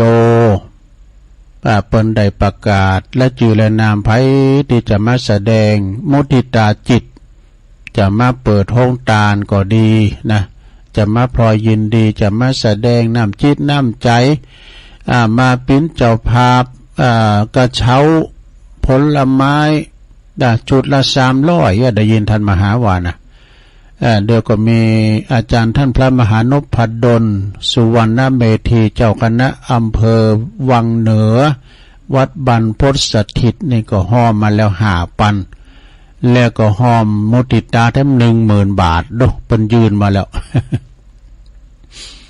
แล้วก็โยมสมพรตัวอีกกันเนาะสมพรรัตนังเห็นไหมนะก็มีหลายท่านเนาะสถานที่บนจะปิ้นเจ้าภาพลงมาก็เจิญกันได้เด้อยังมีเวลาโอกาสเนี่ยบอกบุญบ่อยๆมักถอยศรัทธาถ้าบอกบุญเป็นเวลาศรัทธาเจริญเนาะตุลุงก็หันว่าโอ้เก่งโอ้เก่งใจศรัทธาท่านพระครูเพิ่นก็ว่าเพิ่นประจำนะงานบุญมีคู่เดือนตุลุงเป็นงานคืนเนาะเนี่ยเปิ้นก็เก่งอกเก่งใจพี่น้องศรัทธายิงงานของเปิ้นซ้ำหายเปิ้นซ้ำเก่งใจเนาะอย่างตุลุงเนี่ยซ้ำขี้เก่งใจนะมันจะคือว่าการงานบ้านโต๊ะเก่าเนี่ยมันขี้เก่งใจเปิ้นฉะนั้นก็ไปตามแต่ใดเนื้อศรัทธาเนาะในวันอาทิตย์ที่5 พฤษภานะไปโฮมกินโฮมทานโฮมทำบุญโดยกันเนาะไปแสดงมุทิตาจิตกับอาจารย์พระครูอภิวัฒนวิกรมเพิ่นก็มีความสามารถเนื้อศรัทธายอมรับในคณะสงฆ์ครูบาอาจารย์เพิ่นก็ยอมรับกันต่อสู้กับวิทยุมานี่แต่หึงอเมื่อเพิ่นอยู่วัดพระธาตุโดยน้อยไปประชุมกามจังกานี่ก็ยกว่าเพิ่นหมดจนปิ้นรูปปิ้นลางบางทีเพิ่นก็เข้าบางทีเพิ่นก็ไม่ได้เข้าเนาะภารกิจเพิ่นหนักนะเพิ่นเรียกว่าศาสนกิจหนักลำไปแฮดโตนะซัมเตอเปิ้นวันนี้เวลาเพิ่นแต่น่ะซัมเตอเปิ้นก็เสแตนกำเน้อเพิ่นก็มอบหมายตุลุงแตนตุลุงก็แตนไปก็เป็นอย่างนี้ศรัทธาญาติโยมเนาะเปิ้นว่ายิ่งสูงก็ยิ่งหนาวอยู่อย่างธรรมดาอย่างตุลุงเนี่ยเปิ้นมาเนี่ยมนต์ก็ไปเปิ้นเฝ้าวัดก็เฝ้า มีภาระหน้าที่สังเนาะอยู่กันไปเป็นวันปฏิบัติปัดกวาดวัดวาอารามอยู่กับพระน้อยพระน้อยก็ซิกแต่ว่าหมดแล้วงอมไปแล้วลงพระน้อยเขาซิกไปแล้วก็เหลืออยู่พร้อมก็มีปิ้นบ่รอดพอดเพชรนี่ก็ได้ถ่าลุถ้าปอถ้าแม่เขามาหับจ้ะพระอาจารย์กรรมก็ยังไปเด้อก็สิกันว่าดื้อพอดีดูเอาลูกหลานไผลำเหลือตัวน้อยตัวนิดซื้อหาลาเพกันไปเปิ้นไปตักบาตรข้าวสารอาหารแห้งก็ดีก็ไปได้มาพองก็เปิ้นก็ตกปุนกัน40 ตุนเลยเนาะมี40 ปุนเพราะว่าเอาไปกินบ้านสู้มาก็งุ่นก็เนี่ยว่ามันมีหลายดูเอาไปแจกเขาแบ่งเป็นปูนไปเนาะฉะนั้นก็งานข้าวสารงานบุญก็มีหลายอยู่ งานข้าวสารงานบุญนี่ก็มีนักมีหลายอยู่ก็คงจะได้ประกาศงานของตุลุงวันผูกกันก้าเนาะเพราะว่าวันผูกนี่เป็นรายการของตุลุงโดยตรงไผฮู้จักอาจารย์ปครูเฮาพองปครูโอนนิพนธ์ทุกขันธรเนี่ยอาจารย์นิพนธ์หรือว่าท่านปครูโอนเนี่ยเปิ้นจะทำบุญจะร้องวันเกิดเป็นวันที่4 พฤษภาคมเนี่ยวันเกิดแฮปปี้เบิร์ธเดย์ปะนะในวัยของเปิ้นเจริญอายุมาได้72 ปี อันนี้ก็ฟังจากอาจารย์มหาวิษณุนะจารุธรรมโมปีนั้นก่อนที่โควิดจะเข้าเปิ้นนั้นปะตุลุงงานไหนพุ่นตุลุงยองถ้างานป่อครูเนี่ยนิมนต์มางานวันเกิดแล้วโควิดเข้าแล้วไม่ได้ไป อันนี้ก็วันเกิดป่อครูอ้วนนะ4 พฤษภาที่บ้านเป่าพุ่นนะไผที่จะแสดงมุทิตาพอยินดีจะไปจะลองอายุโดยปอครูหรือว่าจะอำนวยอวยโจก ของปอครูผ่านคืนก็ได้เนาะปอครูโอนนี่เปิ้นเป็นโฆษกพิธีกรเจ้าพิธีขอมวอดในวงการพิธีกรมาเมินครูบาอาจารย์เปิ้นหูจักกุตนพระมหาเถระนะ บ้านเก่าบ้านเดิมเปิ้นอยู่ที่ไหนอายุเปิ้นตอนใดพระครูโหหมดเด้อ เป็นโฆษกพิธีกรบ่ว่างานบุญงานศพครูบาอาจารย์ปล่อยหล่อปล่อยลามตัดไว้ลูกในเม็ดกู้อย่างนะก็ขอตัวลุงในนามลูกศิษย์ลูกหา ขออำนวยโจกก็ปอครูโอนนิพนธ์มีสุขภาพสมบูรณ์แข็งแรงเด้อขอสิ่งศักดิ์สิทธิ์ทั้งหลายในสากลโลกนี้นะอันมีพระสยามเทวาธิราชเจ้าจงได้มาปกป้องคุ้มครองรักษาปอครูอยู่ดีมีสุขอายุมั่นขวัญยืนเนื้ออย่าเจ็บอย่าจนสุขภาพสมบูรณ์แข็งแรงตลอดปีตลอดไป100 เด้อ อ้าวข่าวสารงานบุญอื่นๆเนี่ยพวกเจ้ากันเนอะงานตุลุงรายการตุลุงโดยตรงก่อยประกาศเนาะจะตักตังลายก็มีชมรมสกาย63โอ้วันนั้นก็ชมรมสกายร่วมใจโดยท่านประธานสกาย1เนาะสกาย3เขาเนี่ยเปิดมาสะเก่าดำโหเนาะ60ผู้ใหญ่มาถึงวัดถึงว่าเนี่ยขอขอบคุณเนอะมูเซอร์ดำก็ดีขุนแผนก็ดี เปิดมาสะเก่าดำโหตุลุงก็เป็นสมาชิกเปิดนะว่า2ว่า8เครื่องแดงแม่ครูเกษินีเนี่ยฟังอยู่นะแล้วก็แม่ชีกันทนีสายยะฟังอยู่ตังปุ้นตังเวงป่าเป้ายงยุทธมณีวันนะฮะฟังอยู่เน้อจากบ่อแห้วลำปางนะแล้วก็มีโยมยุพินหอมอาลาปีน้อยฟังจากแม่โยก104ฟังชัดเจนดีนะยายไข่แก้วโอ้ยายก็ฟังอยู่เน้อบ้านเซ้งนะตำบลบ้านแป้นอำเภอเมืองลำปูน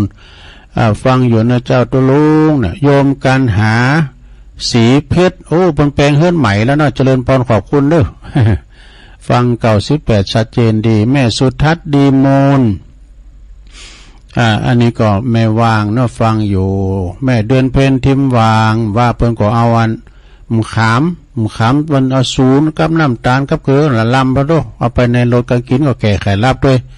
แม่เดือนเพ็ญก็อยู่ปุ่นเด้อน้องหาน้ำบ่อหลงบุญส่งจากลำปางฟังอยู่แล้วก็อนิยมจากน้องหานสันทรายเนาะวิชาสุจินโนไวยสาตุปีนะครับเน้อวัดบันปัตตานนะปัตตานพุทธิธรรมคนเดิมไวยสาบารมีธรรมหลวงปอเน้อรองเจ้าคณะอำเภอลีวัดแม่ตูนโอ้แม่จงดีเชื้อกันทาเน้อแม่กันจงดีเชื้อกันทาแม่สิรินทิพย์บุญเลิศโดยอันนี้ตักตังลายก็วันนี้คงก็ไม่ได้เปิดสายนะสดาเด้อใจรายการตุลุงเตอนะก็คอยปะกันวันผูกน้ำใหม่เนาะก็เดี๋ยวฟังอาจารย์พระครูอภิวัฒนวิกรมก็จะได้เข้ารายการต่อจากตุลุงกันต่อไปตุลุงก่อนนำรายการจากลาสตาไปก่อนเริ่มผูกปะกันแท้ใหม่ในเวลาเดียวกันเนี่ยเนอะตี 3ฟังเพลงบักเก่าแห่งความหลังอมตะนิรันดร์การ กันต่อไปเนาะโจดีมีใจเหมือนกันจุกอจุคนเนอจัตตาโลธรรมาวัฏันติอายุวันโนสุขังปะลาง